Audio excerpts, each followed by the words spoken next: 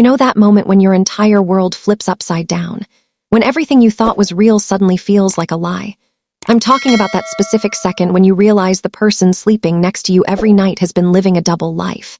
Yeah, that was me. Standing in my own driveway, holding grocery bags, staring at my husband as he told me, no, actually commanded me to give up my parking spot to another woman. Not just any woman, his mistress. But here's the thing they don't tell you about betrayal. It doesn't always hit you like a freight train. Sometimes it starts small.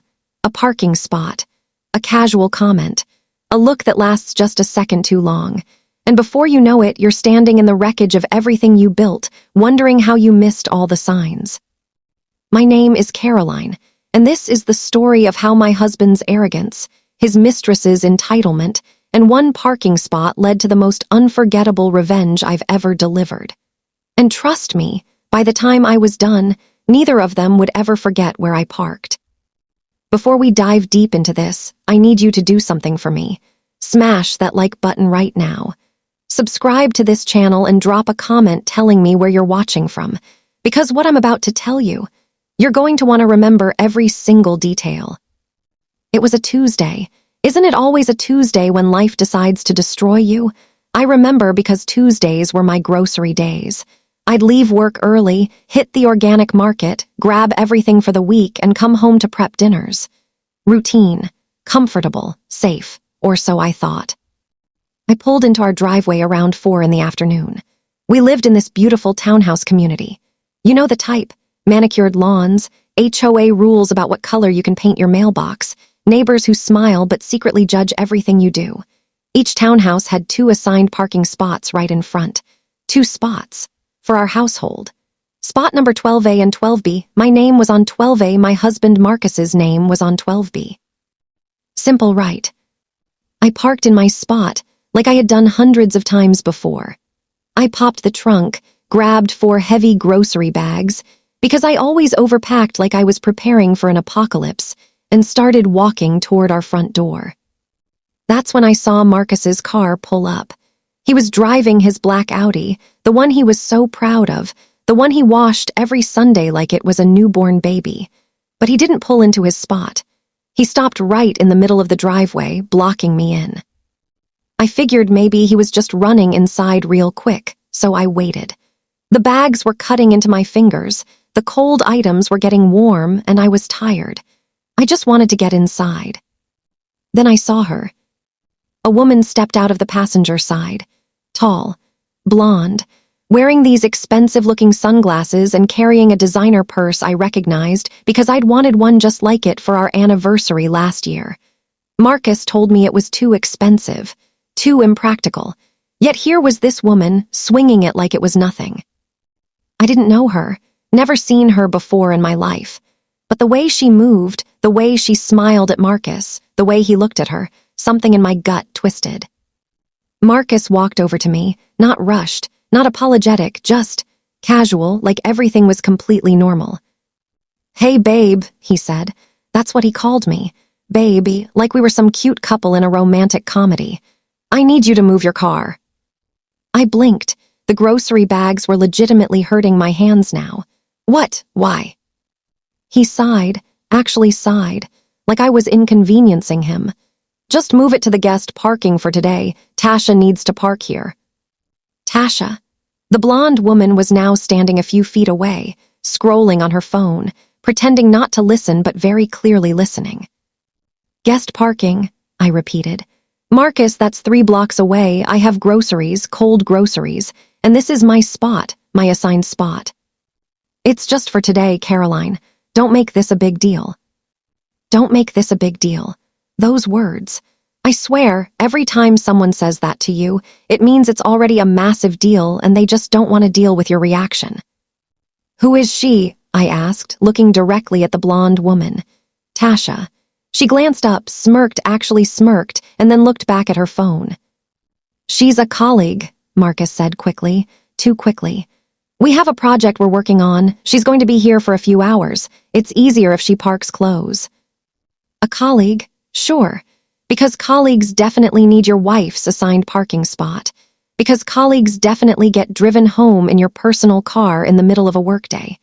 Because colleagues definitely look at you like they know what your bedroom looks like. I felt it then, that cold, creeping feeling. The one that starts in your chest and spreads through your whole body. Suspicion, dread, anger. But I didn't explode. Not yet. Maybe I was in shock. Maybe part of me didn't want to believe what my gut was screaming. "Marcus, I'm not moving my car," I said firmly. "She can park in guest parking if she needs to park." His expression changed. The casual mask slipped, and I saw something I'd never seen directed at me before. Irritation. No more than that. Contempt. "Caroline, stop being difficult. Tasha deserves that spot more than you do right now. Just move the damn car." Deserves. That word hung in the air like poison. She deserves my spot more than I do. His wife. The woman who'd been with him for 8 years, married for 5. The woman who supported him through his career changes, his family drama, his bad investments. The woman who gave up a job opportunity in another city so he could stay close to his aging parents. The woman who made this house a home. But sure, Tasha, the mysterious colleague with the designer purse, she deserved my parking spot. I stared at him, really looked at him, and for the first time in years, I felt like I was seeing a stranger. The grocery bag slipped from my hands and hit the pavement. A carton of eggs cracked open. I didn't care. "No," I said quietly. "What?" I said no. This is my home, my spot, and I'm not moving. Tasha finally spoke. Her voice was high, sweet, and dripping with fake innocence. "Marcus, it's fine. I don't want to cause problems. I can park somewhere else." But the way she said it, oh, the way she said it. Like she was being so gracious. Like she was doing me a favor. Like she was the bigger person. Marcus ran his hand through his hair, clearly frustrated. "You know what? Fine, whatever. Tasha, just park in guest. I'm sorry about this." He was apologizing. To her, not to me, to her. They both got back in his car, and he drove off toward the guest parking area, leaving me standing there with broken eggs leaking across the driveway, and a broken heart I didn't even fully understand yet. I gathered what was left of my groceries and went inside. My hands were shaking. My mind was racing. And deep down, I knew this wasn't about a parking spot. This was about something so much bigger, so much worse. And I was about to find out just how deep the betrayal went. Let me take you back, because you need to understand what Marcus and I were before everything shattered. You need to know what I thought I had, so you can understand what was stolen from me. 8 years ago, I met Marcus at a charity fundraiser. I know, it sounds like something out of a romantic movie, right? I was 26, working as a junior architect at a mid-sized firm, and I'd been dragged to this event by my boss who needed extra bodies to fill seats. Marcus was 29, working in corporate finance, charming, and wearing this perfectly tailored navy suit. He approached me at the bar, made a joke about the terrible wine they were serving. I laughed. We talked all night. By the time the event ended, I had his number and butterflies I hadn't felt since high school. Our first date was at this tiny Italian restaurant. He brought me flowers, listened when I talked, asked about my dreams, my family, my favorite childhood memories.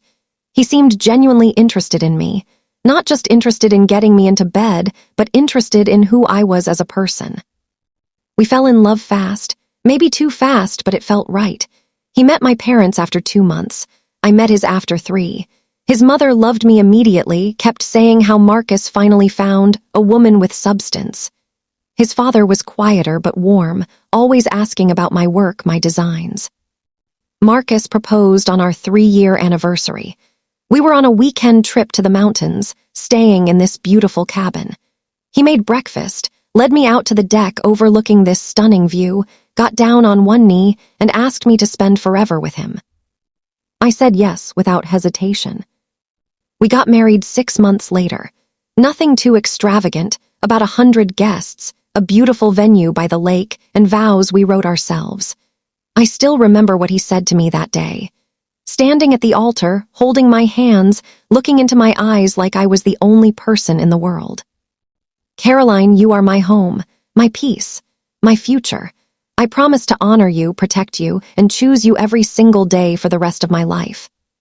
Choose me every single day. What a joke that turned out to be. But back then, I believed every word. We honeymooned in Greece.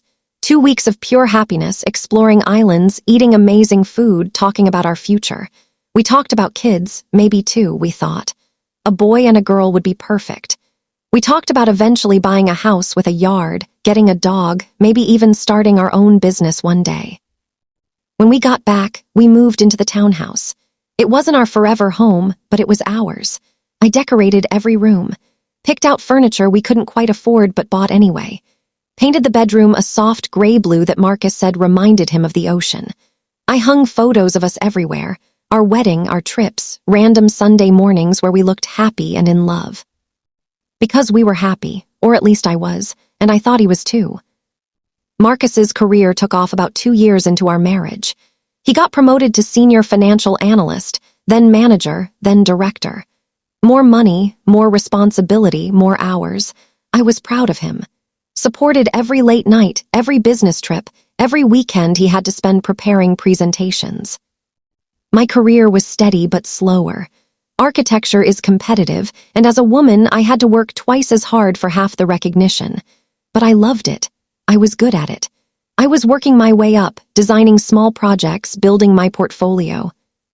We were the couple people envied. You know the type. The ones who looked good on paper. Good jobs, nice home, attractive, seemingly happy. Friends would comment on how lucky we were, how perfect we seemed. Marcus's mom would brag about us at family gatherings. My son and his wonderful wife, both so successful, so stable. They're going to give me beautiful grandchildren soon. Soon, we were trying, actually, for about 6 months before everything fell apart. I'd stopped taking birth control. We talked about it, decided we were ready. I even started taking prenatal vitamins, reading parenting books, imagining what our child would look like. Nothing happened. Month after month, negative tests. I tried not to stress about it. We were young enough. It would happen when it was meant to happen. But Marcus started becoming distant around that time. I noticed it but told myself it was work stress. He'd come home late, exhausted, barely speaking. When I'd try to connect, suggest a date night, a weekend away, even just watching a movie together, he'd say he was too tired. Our intimate life declined. From a few times a week to a few times a month to almost nothing. When I brought it up, he got defensive. Not everything is about sex, Caroline. I'm under a lot of pressure at work. Can you just be supportive instead of needy? Needy? He called me needy for wanting to feel close to my own husband. I backed off, gave him space, told myself this was just a rough patch. Every marriage has them, right? You don't just give up when things get hard, you work through it. So I worked through it alone. I focused on my job, my hobbies, my friends. I kept the house perfect, made dinners he barely ate, pretended everything was fine when family called. His mom would ask, any news? Any little ones on the way? I'd laugh it off. Not yet, but we're enjoying being just us for now. Lies. I was lying to his family and to myself. There were signs. Of course there were signs. I just didn't want to see them. The way he started password protecting his phone when he never had before. The new cologne he wore sometimes, different from his usual scent. The receipts I'd find for restaurants I'd never been to, stores I didn't recognize. When I asked about them, he always had an explanation. Client dinners, gifts for his mom, work events I wouldn't be interested in. And I believed him, because I wanted to, because admitting the alternative was too painful. About 3 months before the parking spot incident, something happened that I pushed down, tried to forget, but looking back, it was a massive red flag covered in sirens. We were at a company dinner. Marcus's firm was celebrating some big deal they'd closed. Spouses were invited. I wore a new dress, did my hair and makeup nice, was actually excited to spend an evening out with him, meeting his colleagues. At dinner, I noticed he kept texting. Under the table, quick glances at his phone, smiling at the screen. Everything okay? I asked. He put the phone away immediately. Yeah, just work stuff. At a work event, work stuff that made him smile like that, sure. Later that evening, a woman approached our table. Young, pretty, confident. She looked at Marcus with this familiarity that made my stomach turn. Marcus, great presentation today. I think the clients were really impressed. Then she glanced at me, almost as an afterthought. Oh, you must be the wife. I've heard so much about you. The wife, not Caroline, not nice to meet you with a name. The wife. I'm Caroline, I said, extending my hand. And you are? Natasha, but everyone calls me Tasha. I work with Marcus on the Henderson account. Tasha.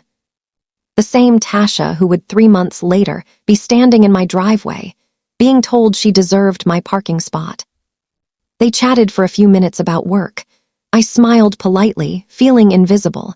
When she walked away, I asked Marcus about her. How long has she been with the company? Few months. She's good at what she does. She seems friendly. He laughed. She's just enthusiastic. Don't read into things, Caroline. Don't read into things. Another phrase that actually means I'm definitely hiding something. But I let it go, again, because that's what I did. I let things go, kept the peace, avoided confrontation. That was my biggest mistake. I should have trusted my gut, should have asked harder questions, should have demanded honesty instead of accepting excuses. But I didn't. I went home that night, slept next to my husband, and told myself I was being paranoid, insecure, silly. Until that Tuesday, when he told me she deserved my spot. And everything I'd been ignoring, every red flag I'd made excuses for, every instinct I'd silenced, it all came crashing down at once. After the parking spot confrontation, I stood in my kitchen, surrounded by half-unpacked groceries, and I did something I'd never done before. I opened my laptop and I started digging. You know what's funny? We think we know the people we marry. We share beds, bathrooms, bank accounts.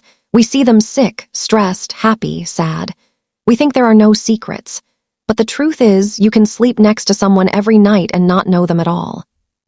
I started with social media, pulled up Tasha's profile. Her Instagram was public, of course it was.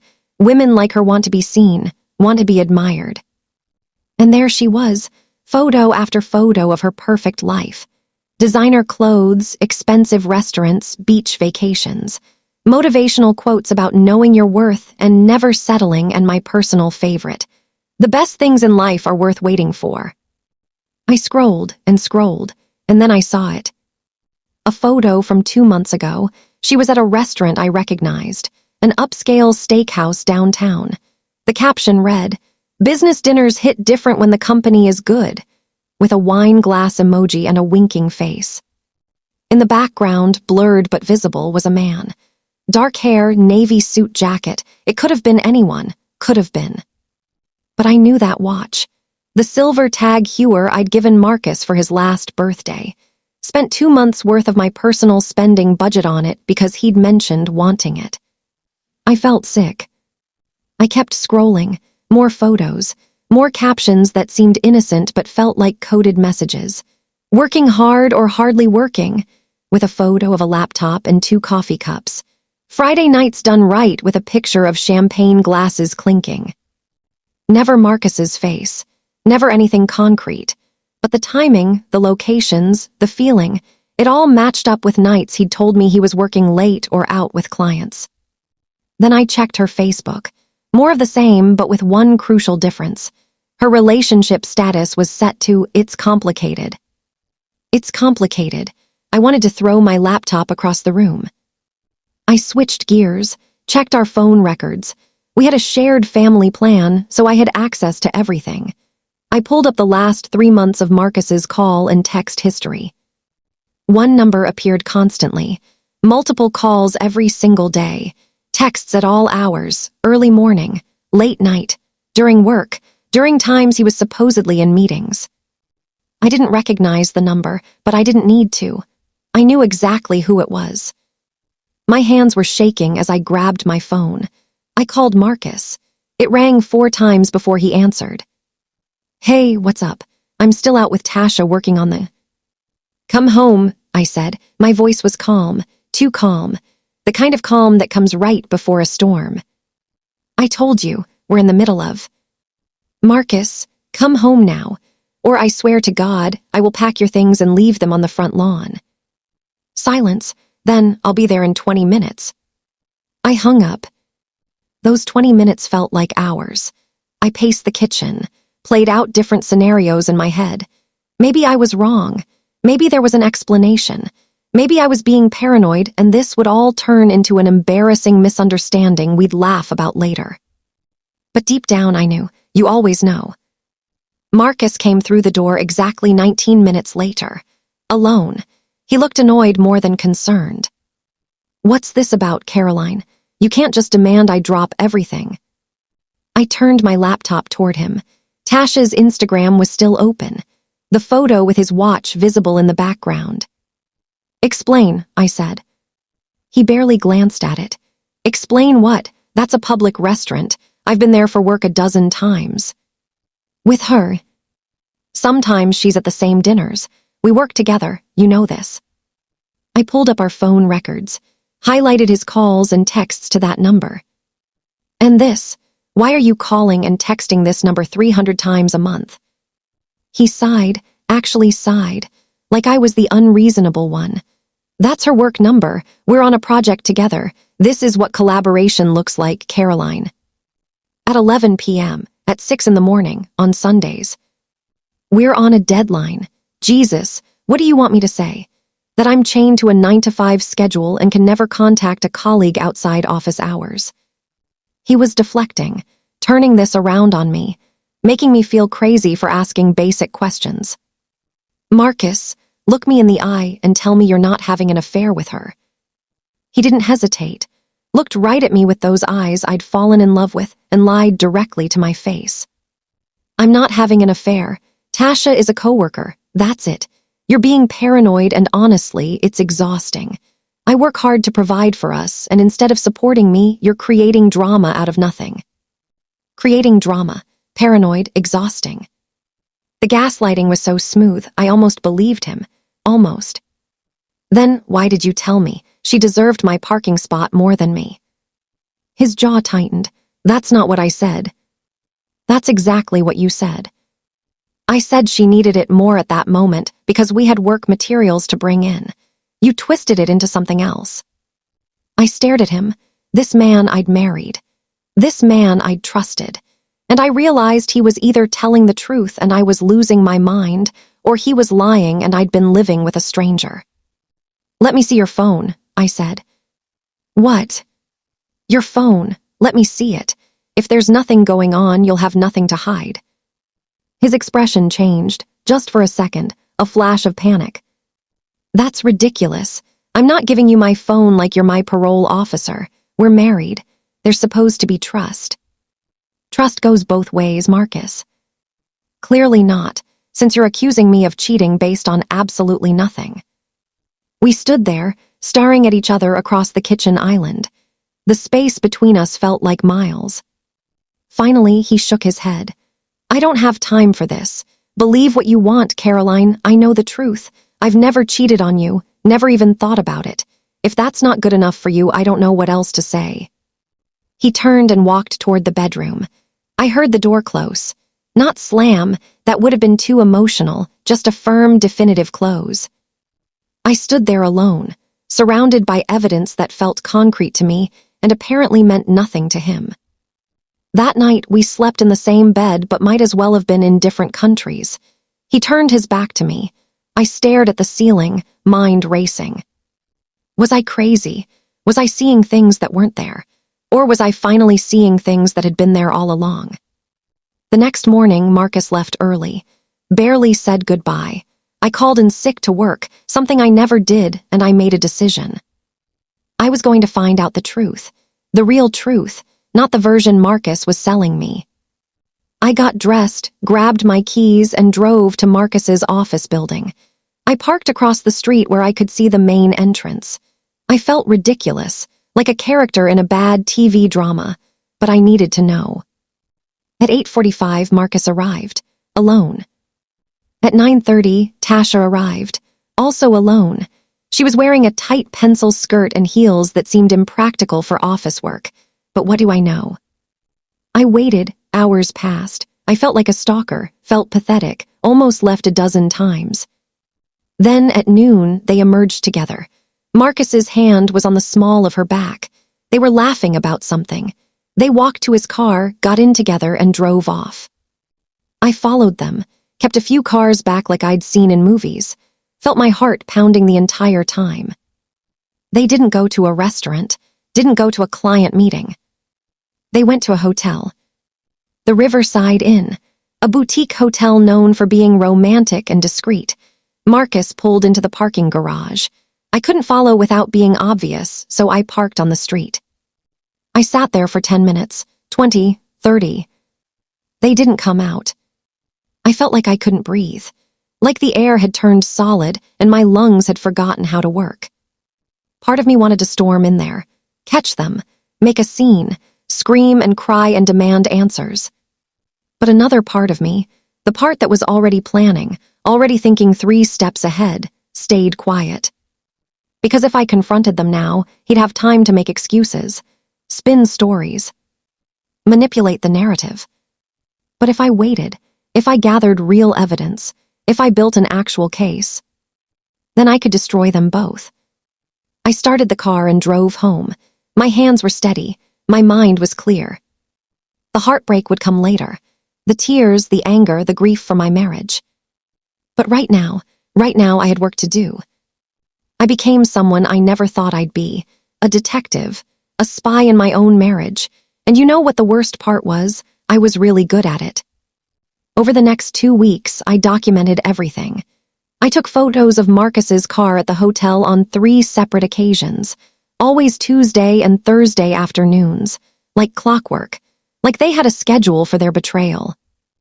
I screenshot every social media post Tasha made that coincided with times Marcus said he was in meetings or working late. The Italian restaurant photo from a night he said he was having dinner with his boss. The concert ticket stub she posted from an event he told me was a corporate seminar. I kept a journal, wrote down every lie, every time he came home smelling like perfume that wasn't mine, every time he showered immediately after walking through the door, something he'd never done before. But the parking spot, that became their thing, their power move, and it happened again and again. The second time was the following Monday. I'd just gotten home from a particularly brutal day at work. We'd lost a potential client, my boss was in a mood, and I'd spilled coffee on the one presentation board I'd spent hours perfecting. I just wanted to come home, take off my shoes, and decompress. I pulled into my spot, started gathering my work bag, my purse, my coffee tumbler. Then I heard it, a car horn, aggressive, impatient.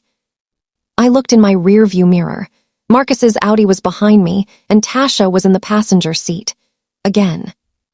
He rolled down his window. "Caroline, you need to move, now." I sat there, genuinely confused. "Marcus, what are you talking about? I'm parked, I'm home." "Tasha needs that spot. We have important work materials in the car that need to be brought inside. It's easier if she parks here."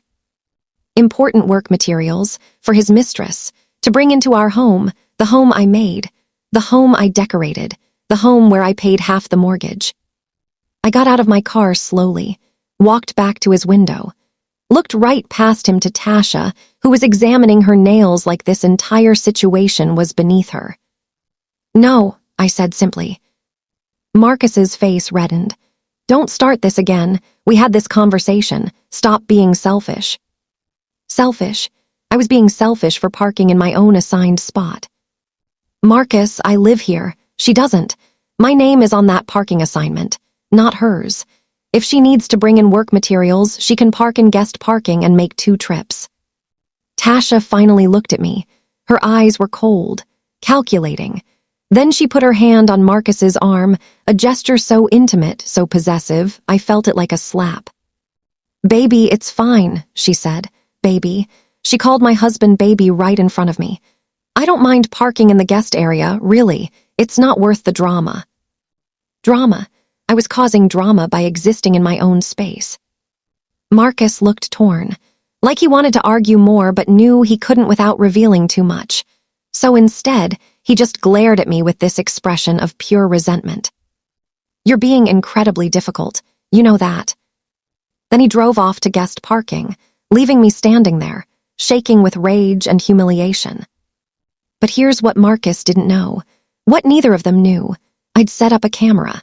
A small, discreet security camera I'd mounted near our front door, angled to capture the driveway.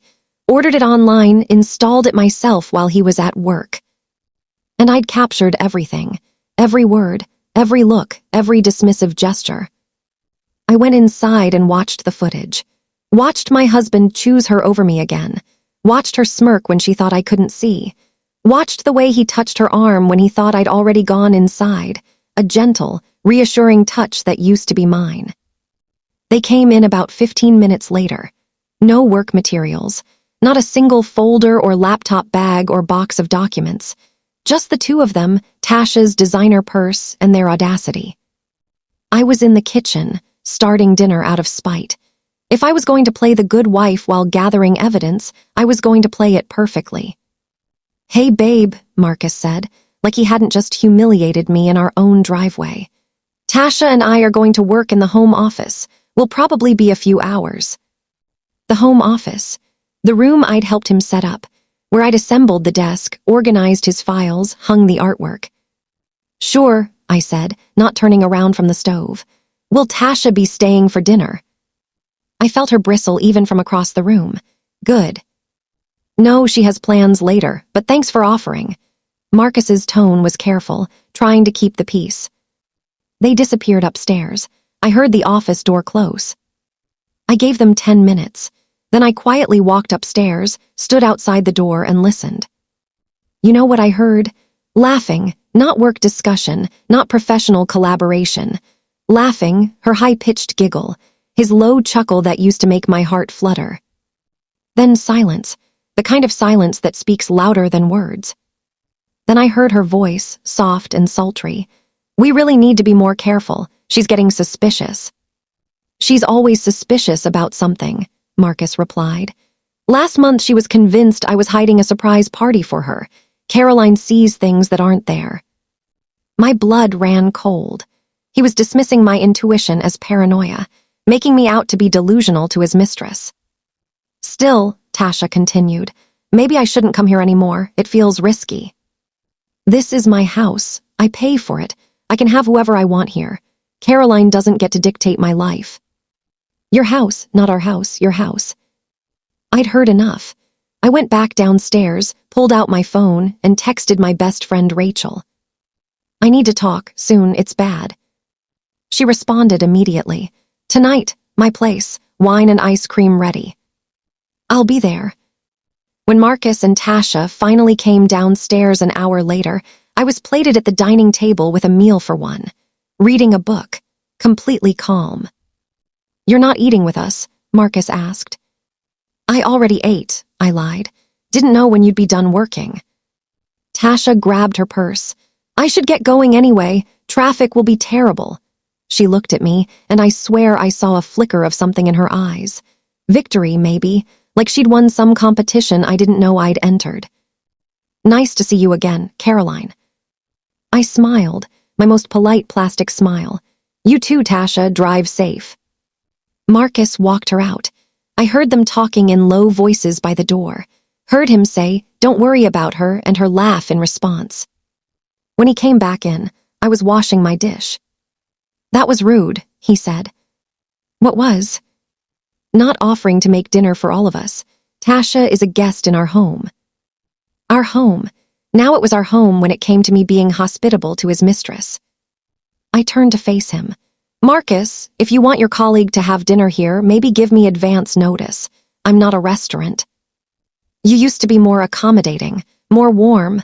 I don't know what's happened to you lately, but you've changed, and not in a good way." There it was, the accusation, the blame shifting.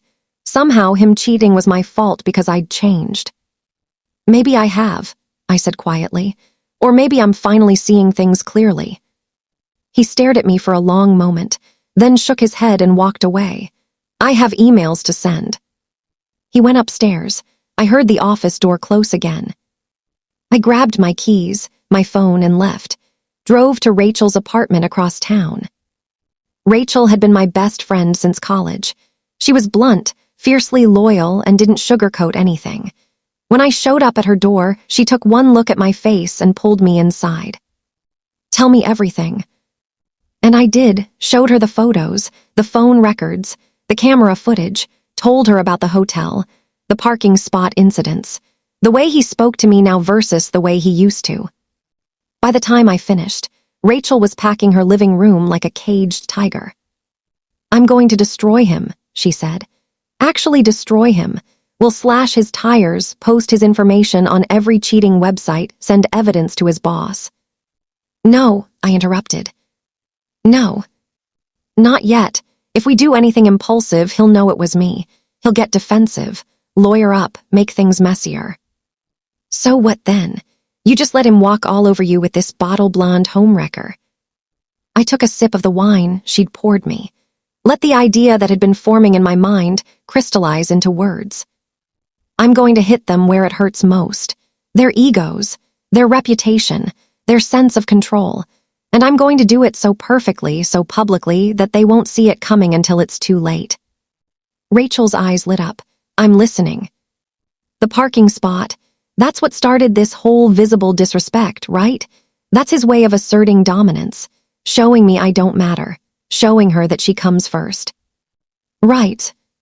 So I'm going to park somewhere unforgettable.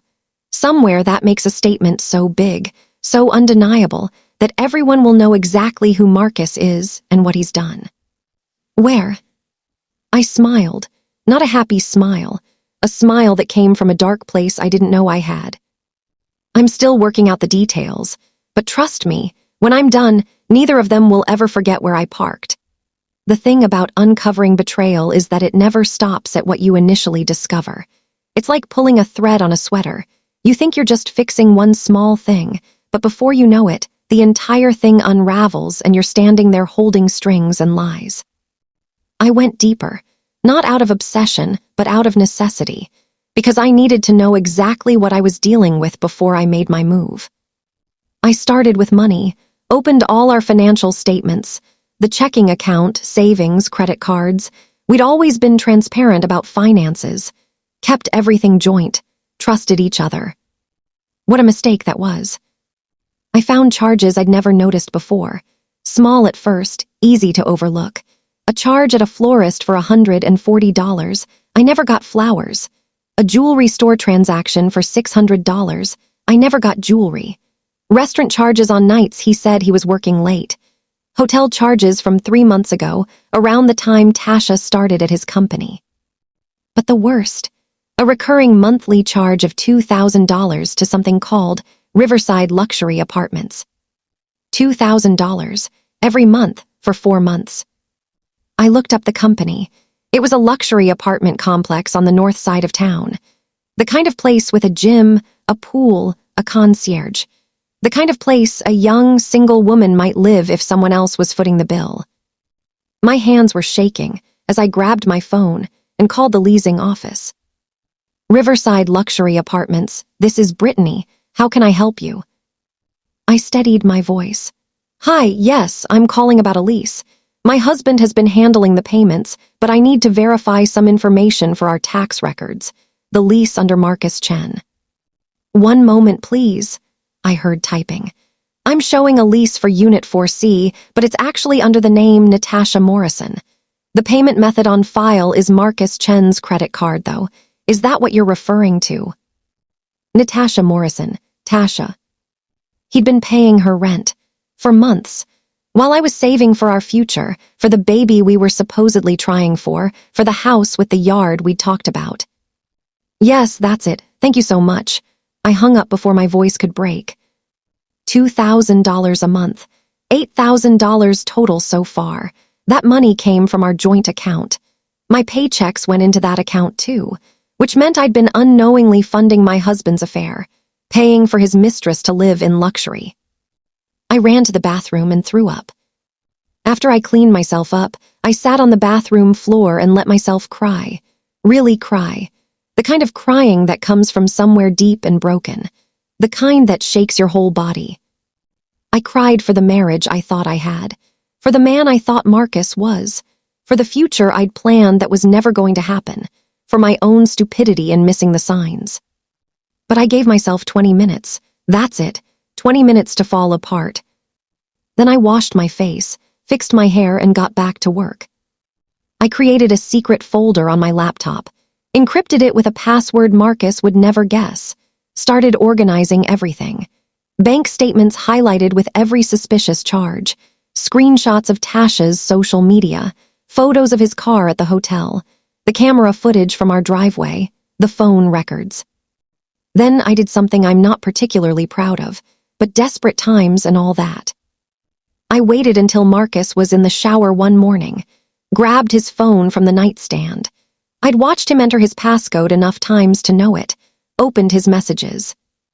The thread with Tasha was extensive, hundreds of messages, and he'd saved them all. Didn't even bother deleting them because he was that confident I'd never look.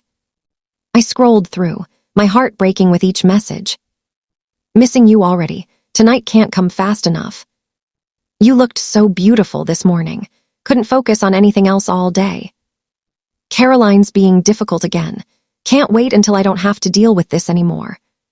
Can't wait until I don't have to deal with this anymore.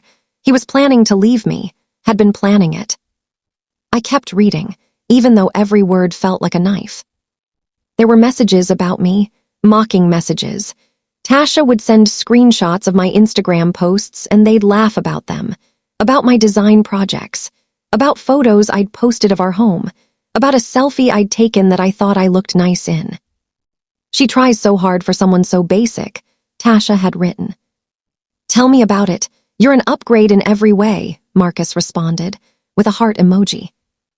An upgrade? I was being replaced, discarded, like I was an old phone model and Tasha was the newest version. But the worst message I found was from 2 weeks ago, right after the first parking spot incident. Tasha, did you see her face when you told me I deserved the spot? I almost felt bad lol. Marcus, she needs to learn her place. She thinks she runs everything. About time someone humbled her. Marcus, besides you do deserve that spot. You deserve everything, including me. Tasha, you're so good to me, baby. I'm so lucky. When are you going to tell her? Marcus, soon. I need to figure out the financial stuff first. Make sure she doesn't take me to the cleaners and the divorce. Divorce? He was planning to divorce me. Was just waiting to figure out how to screw me over financially before doing it. I heard the shower turn off. Quickly, I forwarded the entire message thread to my own phone, deleted the sent message from his phone, put it back exactly where I'd found it. By the time Marcus came out of the bathroom, I was asleep, facing away from him, heart pounding so hard I thought he'd hear it. He got dressed and left for work without saying goodbye. He'd stopped saying goodbye 3 weeks ago. The moment his car pulled out of the driveway, I called in sick to work again. Then I called a lawyer.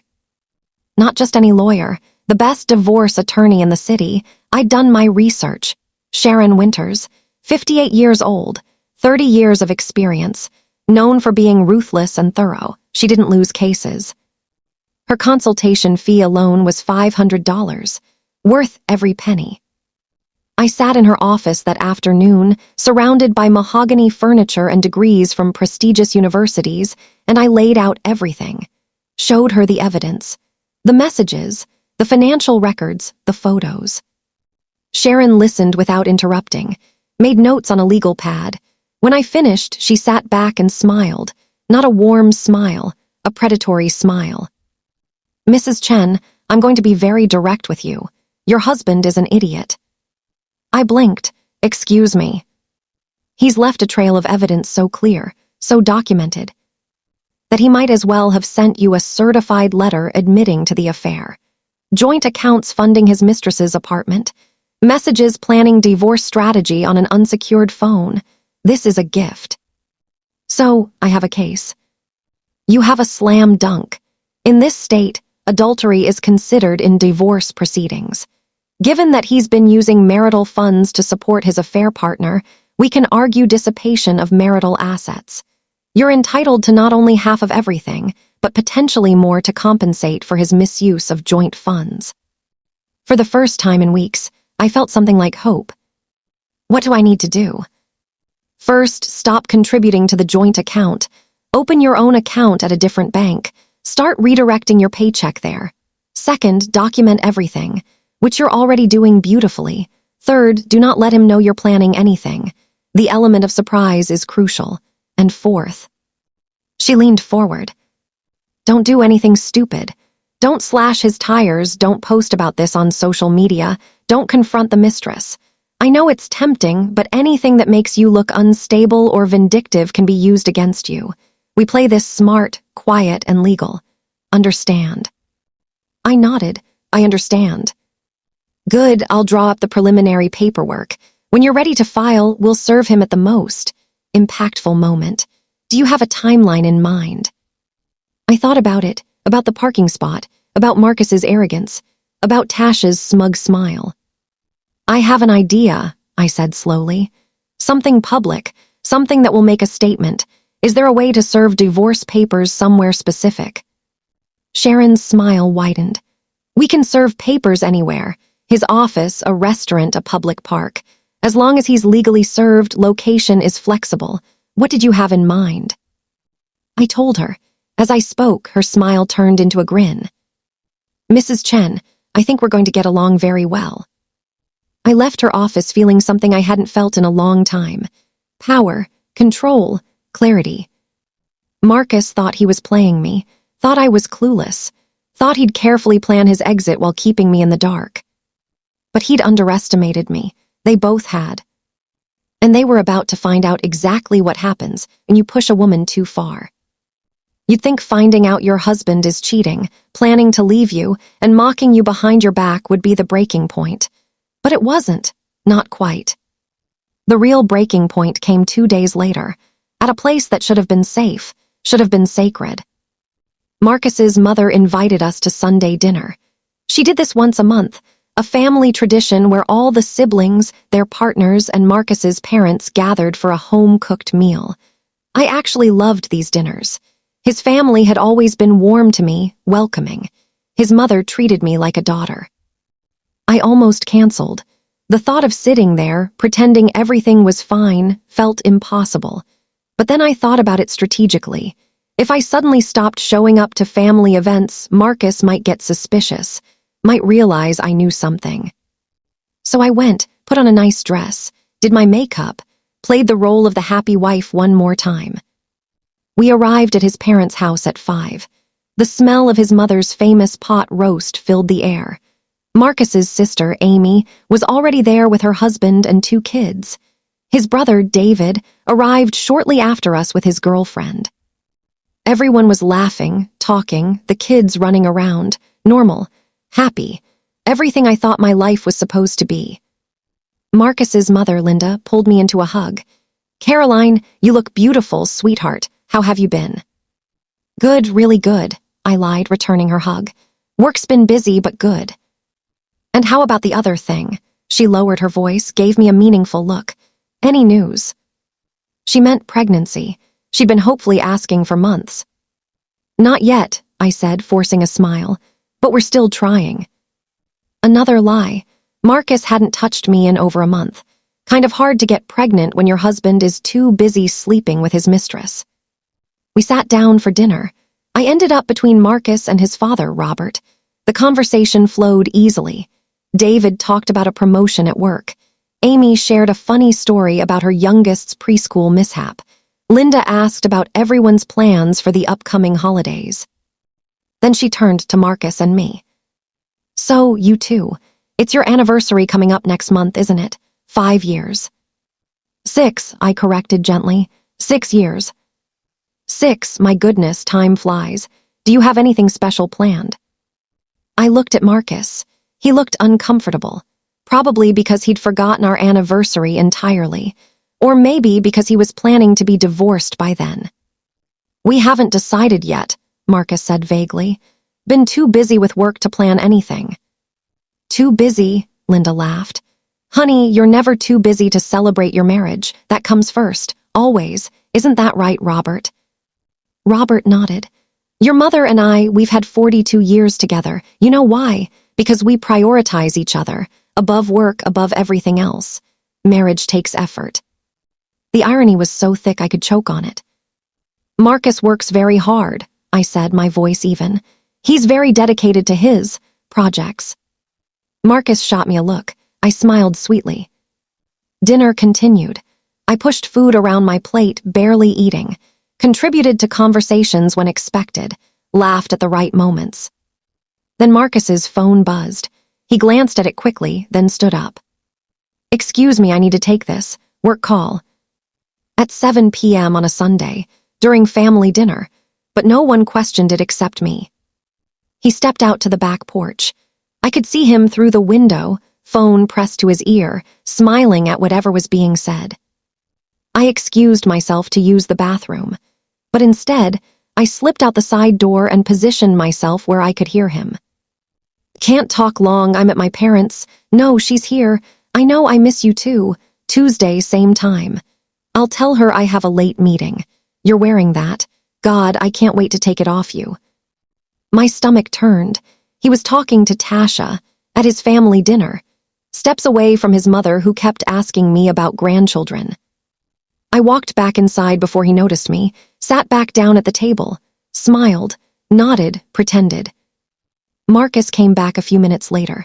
Sorry about that, client emergency. On a Sunday, his father asked, frowning. You know how it is. People panic at the worst times. Everyone accepted it because Marcus was trustworthy, reliable. He wouldn't lie to his family. Dessert was served. Linda's famous apple pie. I used to love it. Tonight it tasted like ashes. Then Amy, sweet, innocent Amy, said something that made my blood run cold. Oh, Marcus, I saw Tasha the other day, at that new boutique downtown. She mentioned you two have been working closely on a big project. The table went quiet. Everyone looked at Marcus. Yeah, Tasha's on my team at work. We're handling the Henderson acquisition. She's lovely, Amy continued. So pretty and sweet. She was buying the cutest outfit, said she had somewhere special to go. I felt Marcus tense next to me, saw the slight panic in his eyes. She seems really nice, Amy added, then looked at me. Have you met her, Caroline? All eyes turned to me. Linda, Robert, David, Amy, all waiting for my response. I could have said yes, could have mentioned that she'd been to our home, that my husband had demanded I give up my parking spot for her, that I'd followed them to a hotel, that he was paying her rent. But I didn't, because I was still playing the long game. Once or twice, I said calmly. At work events, she seems dedicated. Marcus visibly relaxed, actually had the audacity to reach over and squeeze my hand under the table, like we were a team, like we were in this together. I wanted to throw up. After dinner, as we were saying our goodbyes, Linda pulled me aside. Caroline, honey, is everything okay? You seem distant tonight. For a moment, I almost told her, almost let everything spill out. She deserved to know what her son was doing, what kind of man he'd become. But I couldn't, not yet, not until I had all my pieces in place. I'm fine, I assured her.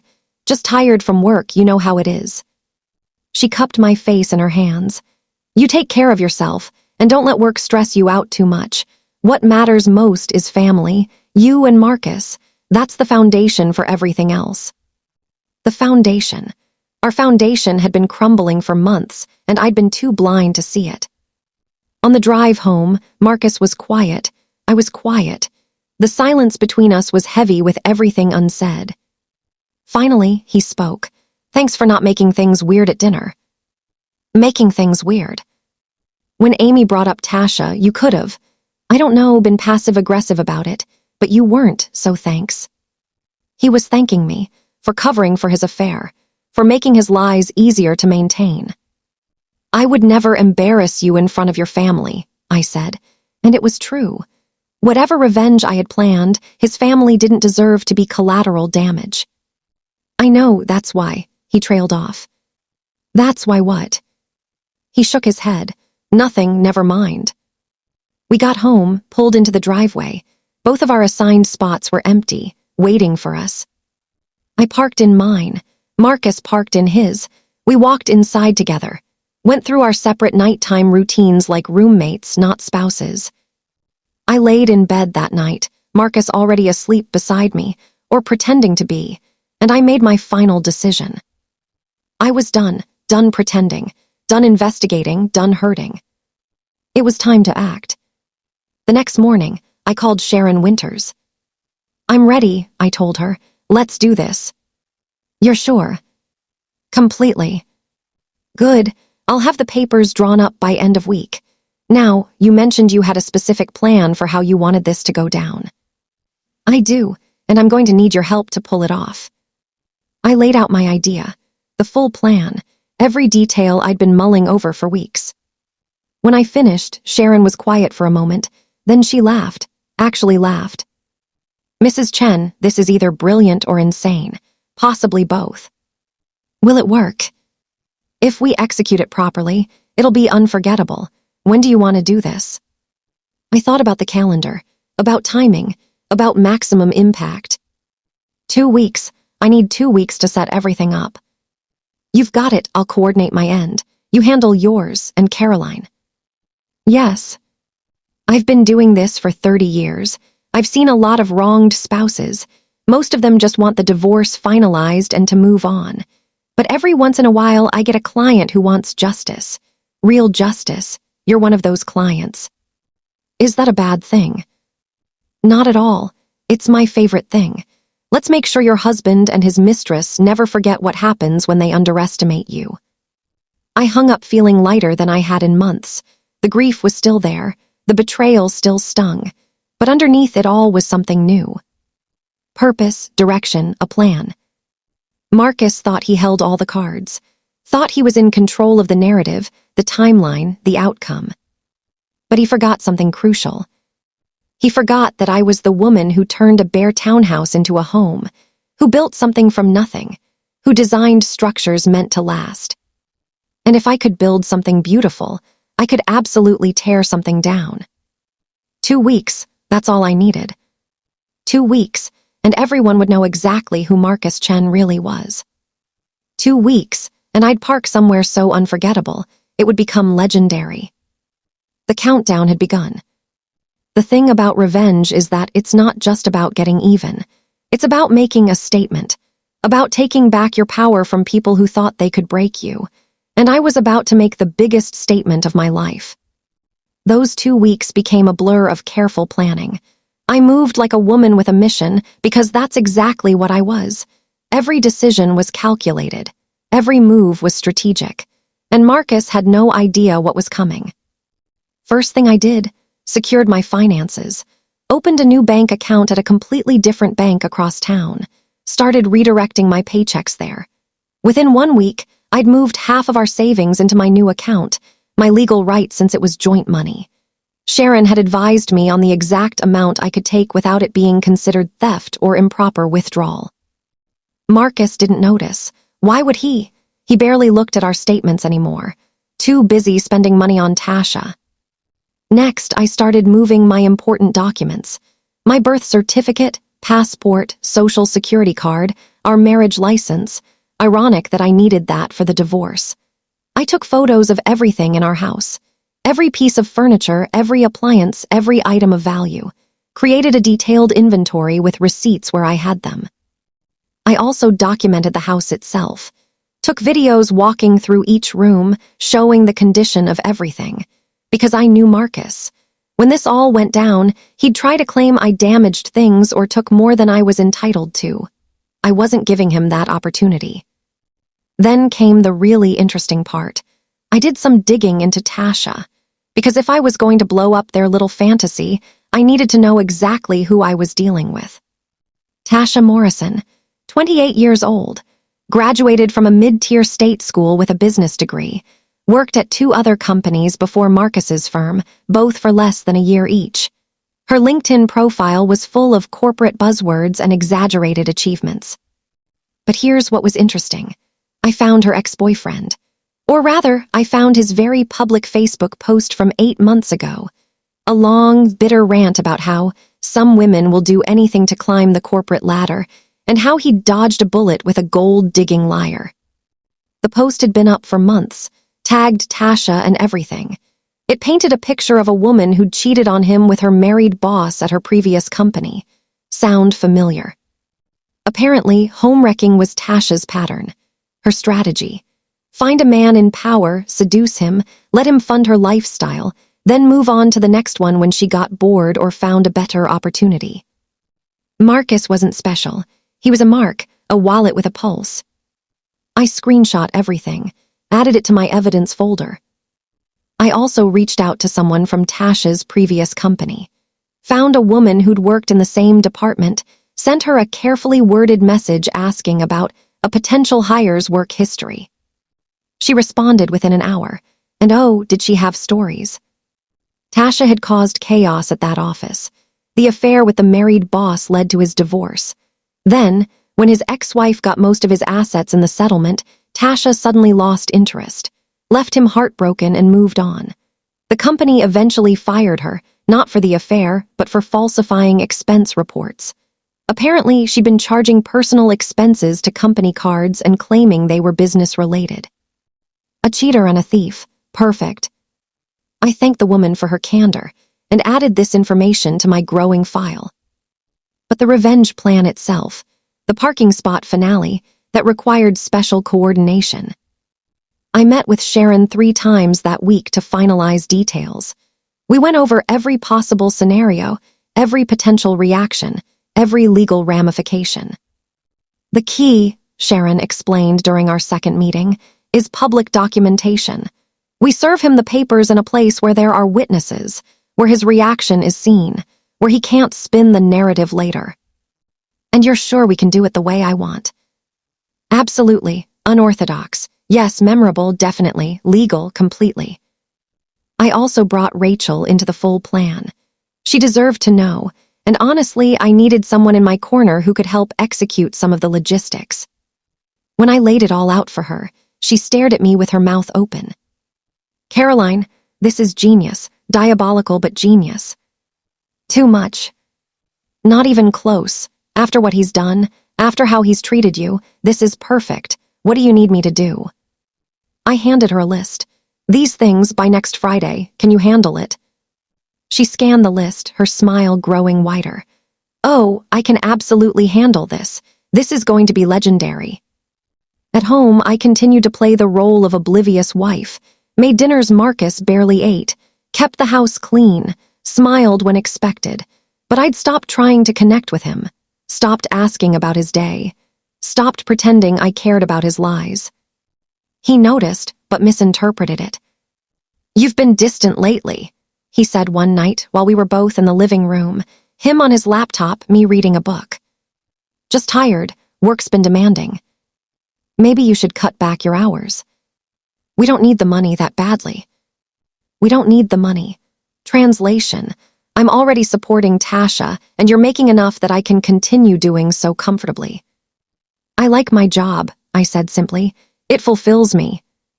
He shrugged and went back to his laptop, probably texting Tasha. The Tuesday of the second week, I followed them again. Same routine. He picked her up from her apartment, the one I was paying for. They went to the hotel, stayed for 2 hours, then he dropped her back off. But this time, I didn't just watch. I went into that hotel, walked right up to the front desk with my most charming smile. Hi, I'm so sorry to bother you. My husband and I stayed here a few weeks ago for our anniversary, and I think I left my earring in the room. Is there any way to check which room we were in? It would have been under Marcus Chen. The young man at the desk typed on his computer. I'm showing multiple reservations under that name. Do you know what date? It would have been, I pretended to think. Oh gosh, I'm terrible with dates. Do you have records from the past few months? He hesitated. I'm really not supposed to. Please, the earrings were a gift from my grandmother. They're irreplaceable. I'm happy to pay a search fee or whatever you need. He glanced around, then lowered his voice. Okay, I'm showing reservations under Marcus Chen for Room 314, multiple dates over the past 4 months. Most recent was today, actually. Today, I let my face fall, let the hurt show. Are you sure? His expression shifted to sympathy, to understanding. He'd seen this before, knew exactly what this was.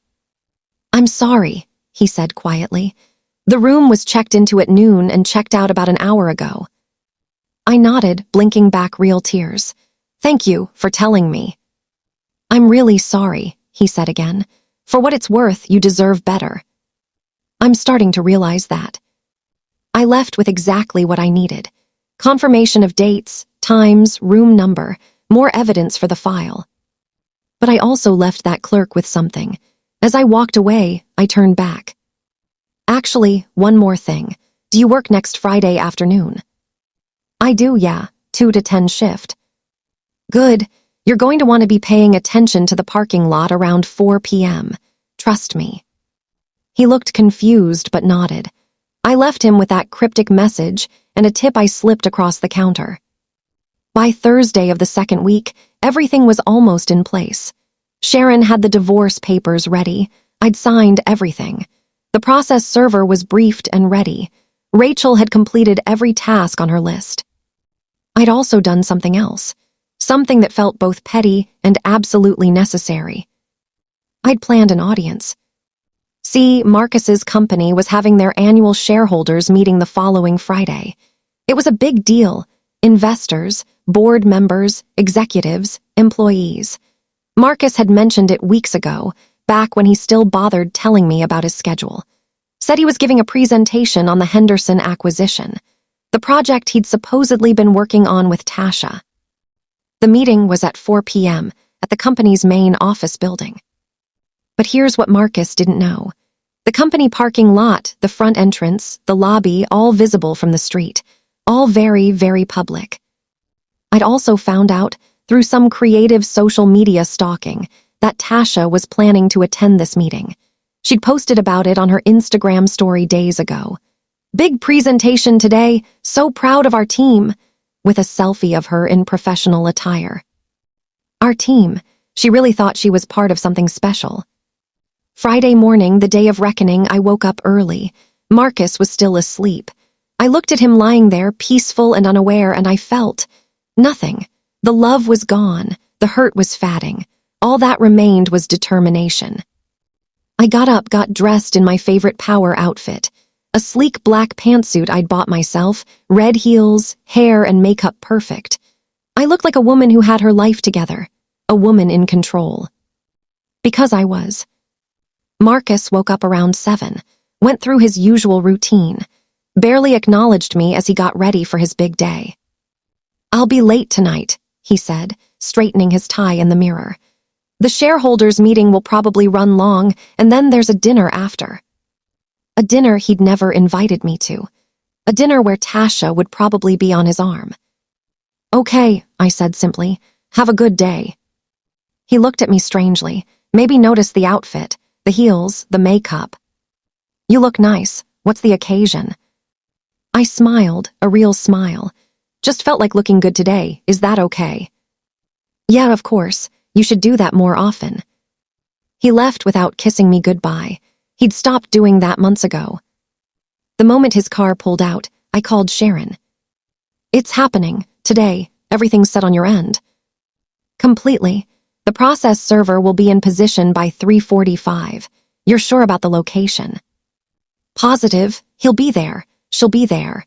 And by the time we're done, everyone will know exactly what they've been doing.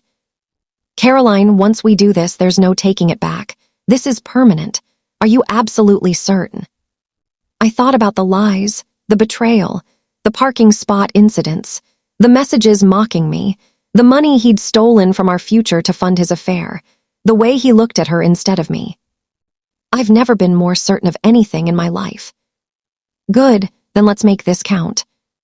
I spent the morning preparing, double-checked everything, made sure every piece was in place, called Rachel. You ready? I asked. Born ready. I've got the car, the supplies, and the camera. This is going to be epic. Meet me at the location at 3:30. We need to be set up before they arrive. On it, Caroline. Yeah. I'm proud of you for standing up for yourself, for not just rolling over and taking it.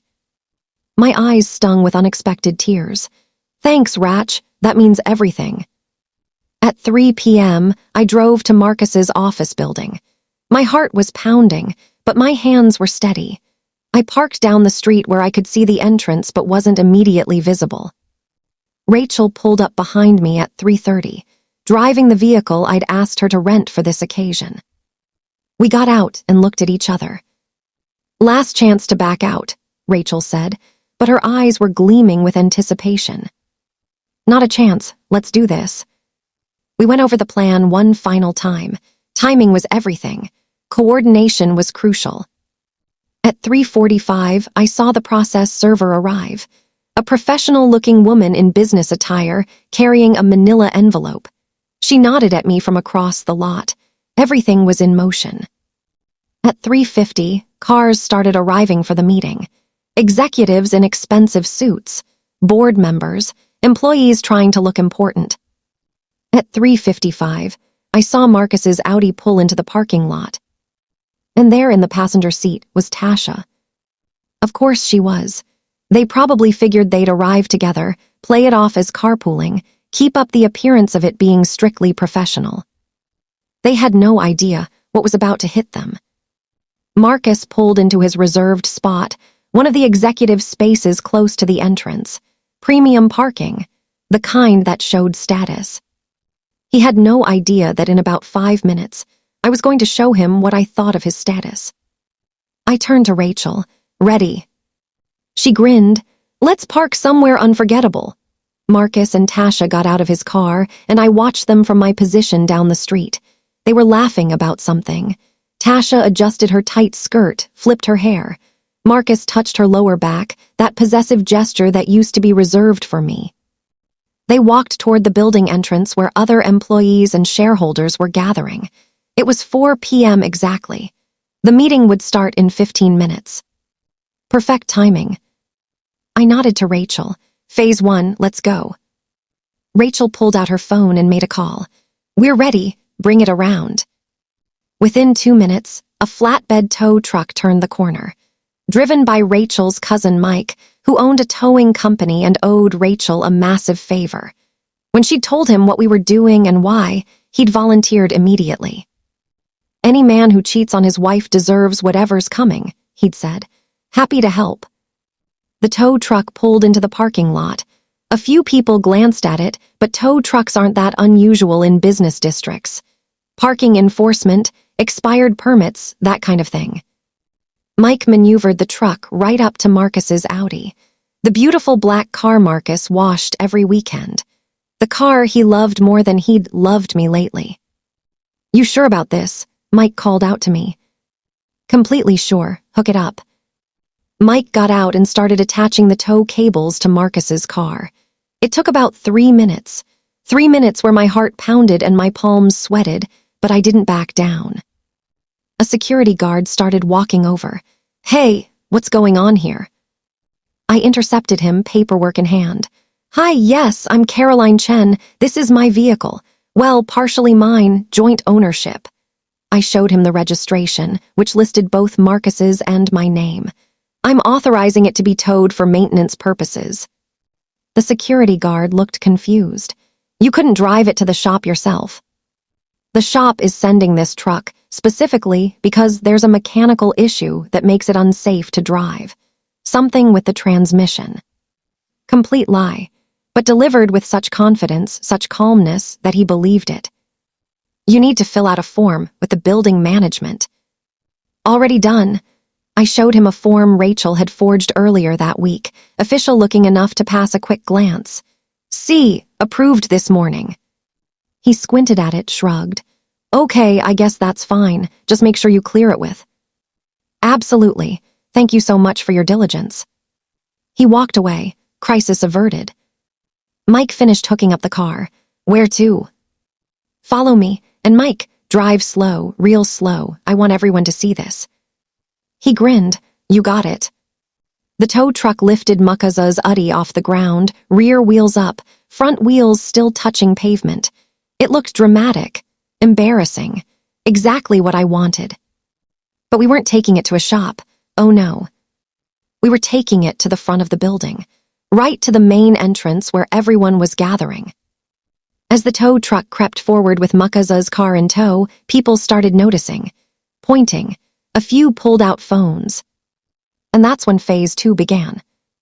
Rachel was already in position with her professional-grade camera. She'd told people she was documenting the shareholders' meeting for a corporate blog. No one questioned it.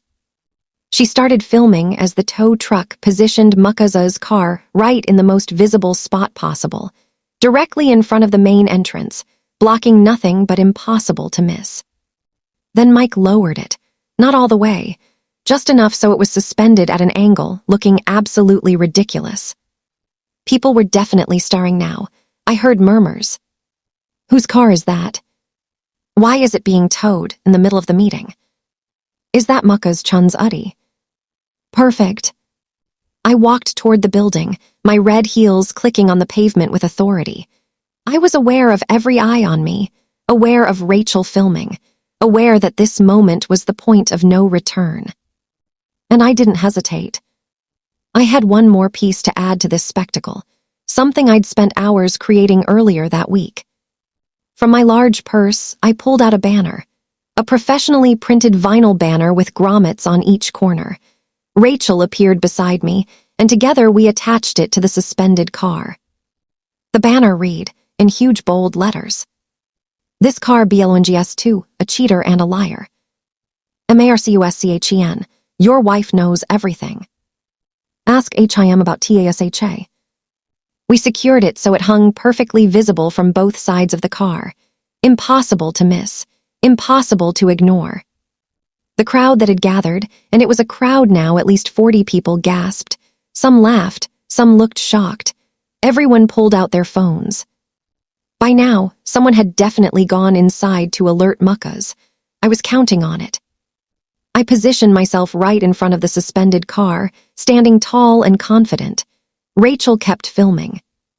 And then, right on cue, Sharon Winters appeared. My lawyer, dressed in her power suit, carrying her briefcase, looking every inch the legal warrior she was. "Mrs. Chun," she said loudly enough for everyone to hear, "are you ready to proceed?" "I am." She opened her briefcase and handed me a document. "For your records." Then she turned to the process server, who'd been waiting for this exact moment. "He's inside." "Yes, ma'am. I've got eyes on him." "Good. Serve him in front of everyone. Make it count." The process server nodded and headed inside. I stood there, holding my copy of the divorce papers, standing in front of my humiliating display, surrounded by Mukaza's colleagues and business associates and shareholders. And I waited. It took less than 2 minutes. The building doors burst open and Mukaz came storming out, his face red with rage. Tusha was right behind him, looking horrified. The moment he saw the car, the banner, the crowd, me, he stopped dead. "Caroline, what the hell are you doing?" His voice echoed across the parking lot. Everyone's phones were out now. This was being recorded from a dozen angles. I smiled, calm, collected, in complete control. "Hello, Muckas, I'm parking. Somewhere unforgettable, just like you asked. Take that down right now. You're embarrassing me." "I'm embarrassing you? That's interesting. Because I thought you embarrassed yourself when you started sleeping with your colleague, when you spent our money on her apartment, when you told me she deserved my parking spot more than I did." The crowd was dead silent. You could hear a pin drop. Every word I said was being captured on multiple cameras. Tusha tried to back away, to disappear into the crowd, but people blocked her path. Everyone wanted to see this. "You're insane," Muckas shouted. This is slander I'll sue you for." "For what? Telling the truth?" I pulled out my phone, held it up. "I have the messages, Muckas, every single one, you planning our divorce, mocking me, telling her she's an upgrade. Shall I read them out loud? I've got time." His face went from red to white. "Caroline, please, let's talk about this privately, like adults." "Adults? You want to talk like adults? Okay. Let's talk about how you've been cheating on me for months. How you used our joint account to pay for her apartment. How you took her to hotels and restaurants while telling me you were working late. How you planned to divorce me but wanted to figure out the financial stuff first so I wouldn't take you to the cleaners. Every word was a bomb, and with each one, Mukaza's professional reputation, the thing he valued more than anything, crumbled. That's when the process server stepped forward. Mukaz-chun. He turned to her, confused. What? You've been served. She handed him the envelope containing the divorce papers. Have a nice day, sir. She walked away, leaving him standing there holding the papers, surrounded by witnesses, his car suspended like a trophy to his betrayal, his mistress trying to hide behind other people, and his wife, me, standing tall and unbroken. Sharon stepped beside me. Mr. Chun, I'm Sharon Winters, Mrs. Chun's attorney. Those are divorce papers citing adultery and dissipation of marital assets. We'll be seeking full restitution for all money spent on your mistress, plus additional compensation for emotional damages. You'll want to get yourself a good lawyer. You're going to need one. Mukaz looked like he might throw up, or pass out, or both. Tasha finally spoke, her voice small and shaky. Mukaz, I can't be here for this, I'm leaving. She tried to push through the crowd. I called out to her. Tasha, don't leave yet. Everyone should know who you are. After all, you deserved that parking spot, remember? You deserve everyone knowing exactly what kind of person you are. She froze, turned to look at me with pure hatred. You're a bitter, pathetic woman, she spat. Maybe, but at least I'm not a homewrecker who got fired from her last job for falsifying expense reports and sleeping with her married boss. Oh. Did Marcus not mention that? Did you not tell him you've done this before? Marcus's head whipped toward Tasha. What? She's lying, Tasha said desperately.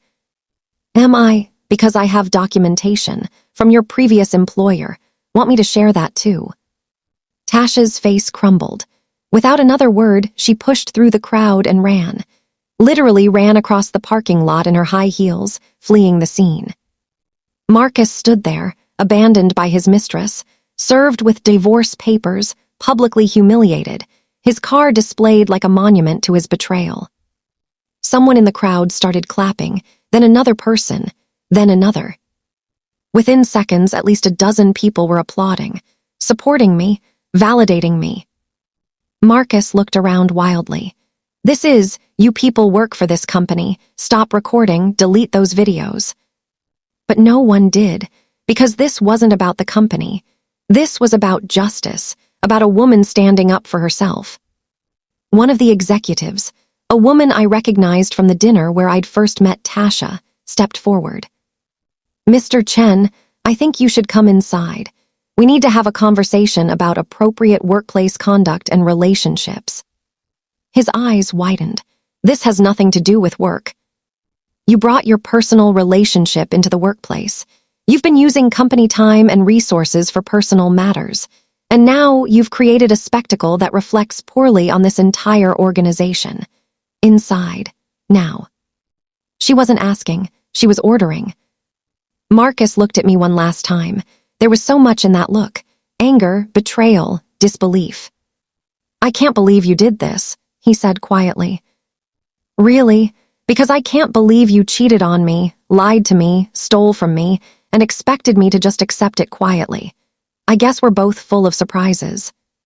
He opened his mouth, closed it, then turned and walked inside, following the executive, his career probably as destroyed as our marriage. The crowd began to disperse, everyone talking excitedly, phones still out, this story already being shared on social media. Rachel stopped filming and hugged me. You did it. You actually did it. I looked at the car, still suspended, the banner still visible, this monument to my refusal to be a silent victim. Yeah, I said, I really did. The parking lot cleared out slowly. People kept glancing back, taking more photos, whispering to each other. I could practically hear the gossip spreading like wildfire. By tomorrow, everyone in Marcus's professional circle would know exactly what happened. Sharon touched my arm. You okay? Was I? I just publicly destroyed my husband's reputation. humiliated him in front of his colleagues, and served him divorce papers in the most dramatic way possible. "I'm perfect," I said, and I meant it. "Good, because now the real work begins. He's going to come back fighting. His lawyer will try to paint you as unstable, vindictive. We need to be prepared." "I am prepared. I have everything documented. Every lie, every dollar he spent on her, every message." "I know you do. That's why we're going to win," she smiled. "I'll call you tomorrow to discuss next steps. For now, go home, pour yourself a drink, celebrate this victory." She left, and it was just me, Rachel, and Mike the tow truck driver. "What do you want me to do with the car?" Mike asked, gesturing to Marcus's still suspended Audi. I thought about it. I could have it towed to impound, could have it left here for Marcus to deal with, could have it dropped in a lake for all I cared. But then I had a better idea. Take it to Tasha's apartment complex, park it right in front of her building, leave the banner on it. Mike's eyes widened. Seriously. Seriously, let her neighbors see it. Let her explain to everyone what she did.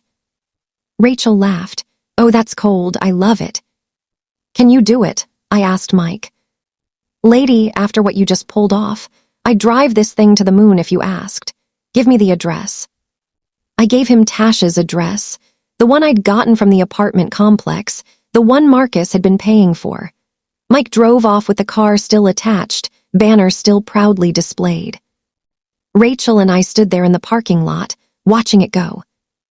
"You know this is going to be all over social media by tonight, right?" Rachel said. "Good, let it be. Let everyone see what happens when you push someone too far." My phone started buzzing, text messages pouring in. People who'd seen the spectacle, people who'd seen videos already being shared, people who knew Marcus or me or both. Most were supportive. "Oh, and my God, I just saw the video. You're my hero." "I never liked Marcus anyway. Good for you."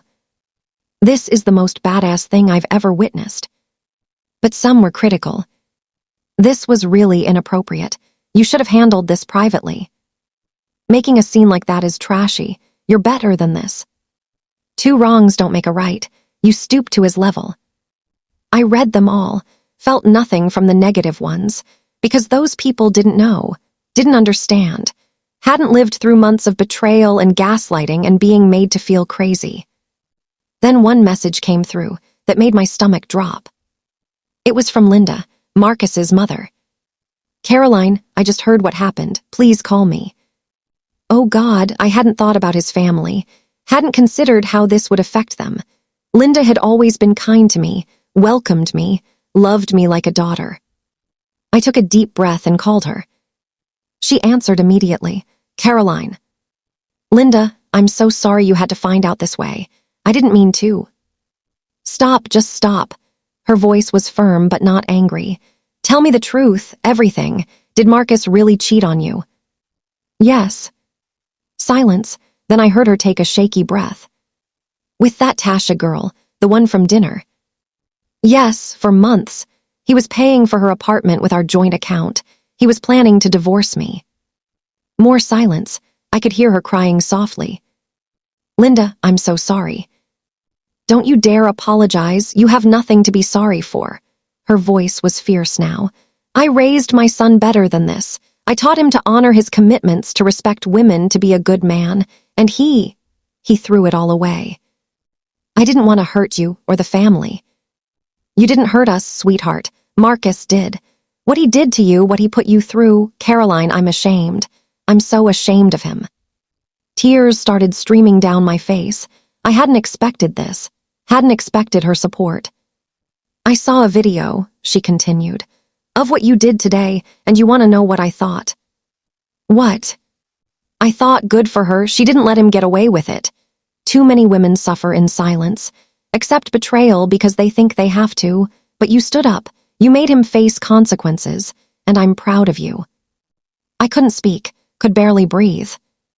"Robert and I are behind you 100%. Whatever you need during this divorce, you let us know. Marcus is our son, and we love him, but that doesn't mean we condone what he's done. You will always be family to us." "Thank you," I managed to whisper. That means more than you know. You take care of yourself, honey. And if you need anything, a place to stay, money, someone to talk to, you call me. Anytime, day or night. We said our goodbyes, and I hung up, crying in earnest now. Rachel wrapped her arms around me. Happy tears or sad tears? Both, all of them. Every emotion I've been holding in for months. She let me cry, didn't try to stop me or tell me it was okay. Just held me in that parking lot while I finally let myself feel everything. After a few minutes, I pulled myself together, wiped my eyes, fixed my makeup. Okay, what now? Rachel asked. Now I go home and pack up Marcus's things, because he's not staying in my house another night. Want help? Absolutely. We drove back to the townhouse. My townhouse now. Marcus wouldn't dare show his face here tonight. He was probably still at his office, dealing with HR, trying to salvage his career, calling lawyers. Rachel and I spent the next 3 hours boxing up Marcus's belongings. Clothes, toiletries, personal items. We didn't damage anything. I wasn't going to give him ammunition to claim I'd destroyed his property. We just packed it all neatly into boxes and suitcases. Then we carried everything out to the driveway, stacked it all right there where his car usually parked, right in spot 12B. I added a note on top of the pile. Your things, your spot. Take them both and don't come back. The locks will be changed by tomorrow. Any further communication goes through my lawyer. Caroline. Then I did something petty, but satisfying. I took a photo of the pile of his belongings in the parking spot and posted it on my private social media with a simple caption. Taking out the trash, new chapter starts now. The responses were immediate and overwhelmingly supportive. Friends I hadn't heard from in years reached out, women sharing their own stories of betrayal, men apologizing on behalf of their gender. It was cathartic. By 8 p.m., Rachel and I were sitting in my living room. My living room, not ours anymore, drinking wine and eating takeout. How do you feel? She asked. I thought about it, really thought about it. Lighter, like I've been carrying this massive weight and finally put it down. No regrets about going public. None. He made his choices. I just made sure everyone knew about them. My phone rang. Unknown number. I almost didn't answer, but something made me pick up. Hello. You vindictive bitch. Tasha's voice, shaking with rage. Do you have any idea what you've done? I exposed a cheater and a homewrecker. Pretty straightforward, actually.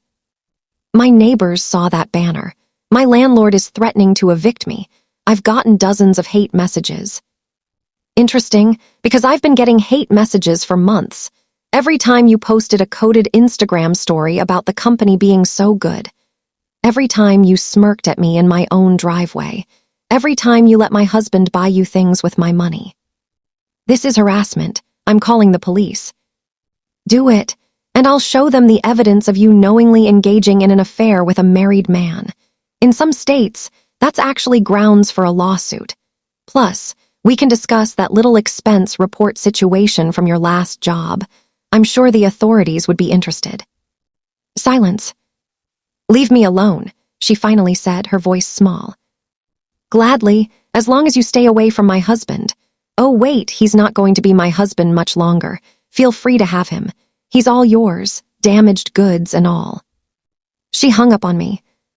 I looked at Rachel. Tasha says hi. Rachel nearly spit out her wine laughing. At 10 p.m., I heard a car pull up, looked out the window and saw Marcus's Uber dropping him off. Mike must have delivered the car to Tasha's building, and Marcus had to find another way home. He looked at the pile of his belongings in the parking spot, stood there for a long moment. Then he started loading boxes into the Uber. I watched from the window, hidden behind the curtain. Part of me expected him to bang on the door, demand to be let in, make a scene. But he didn't. He just quietly loaded his things and left. When the Uber drove away, I realized something. I'd been afraid of this moment for so long, afraid of being alone, afraid of starting over, afraid of what life looked like without Marcus. But standing in my quiet, peaceful house, I wasn't afraid anymore. I was free. The next morning, I woke up alone in bed. The first time in years, and instead of feeling lonely, I felt relieved. I made coffee, sat in the kitchen, looked at my phone. The video of yesterday's parking lot confrontation had gone viral. Actually viral. Hundreds of thousands of views. News outlets were picking it up. Wife's epic revenge on cheating husband goes viral was trending. My phone wouldn't stop ringing. Interview requests, people wanting my story, media outlets asking for comments. I ignored them all. This wasn't about fame, it was about justice. Sharon called at 9 a.m. Have you seen the news? I've seen enough. Well, I have an update you'll want to hear. Marcus's company has placed him on administrative leave pending an investigation into workplace misconduct. Apparently, he and Tasha violated several company policies about workplace relationships and using company resources for personal matters. He's suspended. Effectively, yes, and given the public nature of this, I doubt he'll be able to come back. His reputation is destroyed, which, between you and me, works in our favor for the divorce. He has no moral high ground, no sympathy. We're in an excellent position. What about Tasha? She resigned this morning, probably trying to get ahead of being fired. I hear she's already job hunting, but with this story circulating, I doubt many companies will want to touch her. Consequences. Real, tangible consequences for both of them.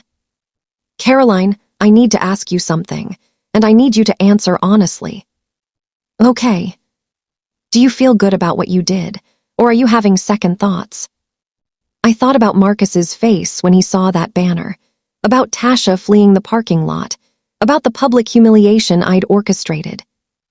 I feel like I took my power back, like I refused to be a silent victim, like I showed every woman watching that you don't have to accept betrayal quietly. Good, because that's exactly what you did, and I'm honored to represent you. We discussed next steps, court dates, asset division, the fact that Marcus would probably try to negotiate rather than go to trial given how bad he looked publicly. After we hung up, I sat there in my kitchen, in my house, in my life, and I smiled. This wasn't the ending I'd planned, wasn't the life I'd imagined when I said, I do, 6 years ago. But it was a beginning, a new chapter, one where I was the author, not the victim. And it started with a parking spot. The most unforgettable parking spot in history. The video went from viral to legendary in less than 48 hours. And I mean legendary. The kind of thing that becomes a cultural moment. The kind of story people reference when they talk about justice and revenge and standing up for yourself. By Saturday morning, less than 24 hours after the parking lot confrontation, I'd been tagged in over 3,000 social media posts. The hashtag #ParkingSpotRevenge was trending nationally. News sites, blogs, relationship forums, everyone was talking about it. But it wasn't just the video from Rachel's camera that made it unforgettable. It was all the other angles. See, at least 15 people had filmed the entire thing from different perspectives, and they all posted their versions online. There was the video from ground level showing Marcus's face when he first saw the banner. The close-up of his expression going from confusion to horror to rage, that became a meme within hours. People were using it with captions like, when you realize your actions have consequences, and that moment you know you messed up. There was the video from someone on the second floor of the office building, filmed from above, showing the full scope of the scene. My car suspended, the crowd gathered, Marcus and Tasha's body language as they realized what was happening. That one got over 2 million views. There was even footage from the hotel clerk, the one I'd tipped off. He'd filmed from the hotel across the street, capturing the tow truck arriving, the banner being hung, the whole setup. He'd posted it with the caption, "Lady came in last week asking about her husband's hotel visits. Told her to watch the parking lot on Friday. She did not disappoint." His video alone got 5 million views. But my personal favorite was the one from an older woman who'd been attending the shareholders' meeting. She'd filmed the moment when the process server handed Marcus the divorce papers, and her commentary was priceless. "Oh honey, yes, you serve him those papers. That's right. Cheaters deserve exactly this. Her voice in the background, cheering me on like I was a sports team, made me laugh until I cried. The internet had picked its side, and overwhelmingly, that side was mine. Think pieces started appearing. Why public shamming of cheaters is actually healthy. The parking spot heard round the world. One woman's stand against infidelity. Caroline Chen and the new age of accountability. My LinkedIn received over 50 connection requests from women in my industry, all with messages of support. You're an inspiration. Thank you for showing us we don't have to stay silent. I wish I'd had your courage. But not everyone was supportive. There were the predictable critics, the ones who said I'd gone too far and should have handled it privately. One particularly nasty opinion piece called me a cautionary tale of a woman scorned who destroyed her dignity along with her marriage. Rachel saw it before I did and was ready to go to war. Want me to track down the writer and post all the info about his 3 divorces and alleged harassment complaints? No, I said, surprising myself with how little I cared. Let them think what they want. I know the truth. The people who matter know the truth. But the article did prompt me to do something I'd been avoiding. I wrote my own statement, posted it on my social media. Not defensive, not apologetic, just honest. It read, I've seen the videos. I've read the comments, both supportive and critical. I want to address this once, and then I'm moving forward with my life. For months, I was lied to, manipulated, and made to feel crazy for noticing the signs of my husband's affair. I was told I was paranoid, dramatic, insecure. I watched my marriage crumble while being gaslit into believing it was my imagination. When I discovered the truth, the affair, the money he spent on her, the plans to divorce me while securing his assets, I had a choice. Stay silent and dignified or make noise and take back my narrative. I chose noise. Some will say I should have handled it privately, but private is what abusers and cheaters count on. Private is what allows bad behavior to continue unchecked. Private is what keeps victims silent and ashamed. I'm not ashamed. I didn't cheat. I didn't lie. I didn't steal marital funds to pay for my mistress's apartment. I simply made sure the truth was impossible to ignore. If that makes me vindictive, so be it. I prefer to think of it as visible, audible, unforgettable. To the women who have reached out to share their own stories, I see you. You're stronger than you know. To the people who think I went too far, you're entitled to your opinion. I hope you never have to understand why I did what I did. And to my ex-husband and his mistress, the parking spot was just the beginning. The divorce proceedings will be far less public, but equally thorough. I'm done being quiet. I'm done being small. I'm done accepting disrespect. I'm parking wherever I want from now on. Caroline Chen. I posted it at noon on Saturday. By 6 p.m., it had been shared over 50,000 times. The response was overwhelming. Messages poured in. Women sharing their stories. Men apologizing for their gender. People sending resources for divorce, therapy, support groups. But the message that hit me hardest came from someone I never expected. Marcus's sister, Amy. Caroline, I just read your statement. I'm so sorry for what my brother did to you. I had no idea. If I'd known, I never would have made that comment about Tasha at dinner. I feel sick thinking about how they used family gatherings as cover for their affair. Mom and Dad are devastated. Marcus is their son, but what he did is unforgivable. Your family too, and you always will be. If you need anything, please reach out. Love you. Amy. I sat there reading that message over and over, tears streaming down my face. In losing Marcus, I'd expected to lose his family too. But instead, they were choosing me, standing by me, validating my pain. I replied, Amy, none of this is your fault. You couldn't have known. Thank you for your support. It means the world. Love you too. Sunday brought a new development. Someone had tracked down Tasha's ex-boyfriend, the one who'd posted about her cheating on him with her married boss. A podcaster reached out to him for an interview, and he gave it. He detailed everything. How Tasha had a pattern of targeting married men in positions of power. How she'd use them for career advancement and financial support, then move on when they'd served their purpose. How she'd left a trail of broken marriages and ruined careers behind her. "When I saw what she did to Caroline Chen," he said in the interview, "I wasn't surprised. This is who Tasha is. She's a predator. She finds vulnerable marriages, men who are going through stress or midlife crises, and she exploits them. Then she plays victim when she gets caught. I'm just glad Caroline exposed her before Tasha could move on to the next target."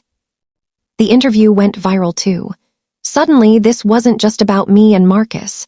It was about a larger pattern, about accountability, about refusing to let people destroy lives without consequences. Tasha tried to respond, posted a long, rambling Instagram story about being cyberbullied and vilified for falling in love, about how you can't help who you love and sometimes marriages end for a reason. The internet destroyed her. Comments flooded in. "You didn't fall in love. You targeted a married man. The reason the marriage ended is because you slept with her husband. Playing victim after being a homewrecker, that's bold." She deleted the story within an hour. Then she deleted her entire Instagram account, then her Facebook, then her LinkedIn. Complete digital disappearance.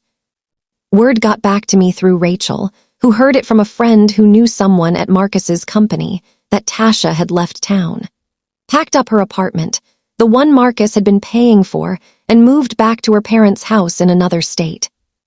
Good riddance. Marcus, meanwhile, was having his own reckoning. His administrative leave from work turned into a mutual separation. Corporate speak for, "We're firing you, but making it sound nicer." He tried to get ahead of it, posting his own LinkedIn announcement about pursuing new opportunities and excited for the next chapter. But the comments section became a graveyard of his reputation. Former colleagues, some anonymous and some not, shared their own experiences with him. How he'd lied about projects to take credit. How he'd thrown junior employees under the bus to protect himself. How he'd created a toxic work environment. The affair with Tasha had opened the floodgates. People felt safe to share what they'd been silencing for years. Within a week, Marcus Chen went from respected director at a Fortune 500 company to unemployed and virtually unhireable. Every Google search of his name brought up the parking lot video and dozens of articles about the affair. I'd wanted consequences. I'd wanted him to feel the impact of his choices. Mission accomplished. But the most unforgettable part of the parking spot revenge wasn't the viral videos or the public humiliation, or even the justice of watching them both fall. It was what happened the following Friday, exactly 1 week after the confrontation. I was at home, working on a design project for a client, when my doorbell rang. I opened it to find a delivery person holding an enormous bouquet of flowers. "Caroline Chun." "That's me." "These are for you. There's also this." He handed me an envelope along with the flowers. I brought them inside, confused, opened the envelope. It was a card from the women at Mukaza's former company. Not all of them, but at least 20 signatures. "Dear Caroline, thank you for your courage. Thank you for refusing to be silent. Thank you for showing us that we don't have to accept disrespect, dishonesty, or mistreatment in the name of keeping the peace.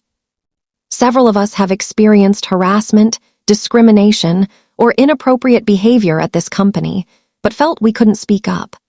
Watching you take a stand inspired us to do the same. We've filed a formal complaint with HR about the toxic culture that allowed Muka's and Tasha's inappropriate relationship to continue unchecked. We're pushing for policy changes, better oversight, and accountability.